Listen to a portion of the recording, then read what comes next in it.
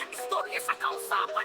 Sa atong nasod, sa atong katauhan, gikan sa paway sa tipo o Pilipinas, naratindig kung nagtanaw paglaw sa masa. Kausaban para sa tanan, free tuition, trabaho o kalinaw sa kinabuhi. Kausaban para sa tanan, build, hapsay ug luwas nga komunidad. Libre ng kolehiyo, pangandoy sa mga pataon, universal healthcare, panalipod sa panglawas, work increase sa mga teacher. Gikuha na ang burden, matrabahan na sa gobyerno, pulis, sundalo, sweldo ni taas. Mga dala no tulay, gibuild, infrastructure projects, naghatag og trabaho sa katawan, modernisasyon sa transportasyon, MRT, progress ni ang putisan sa mga ladyong barangay.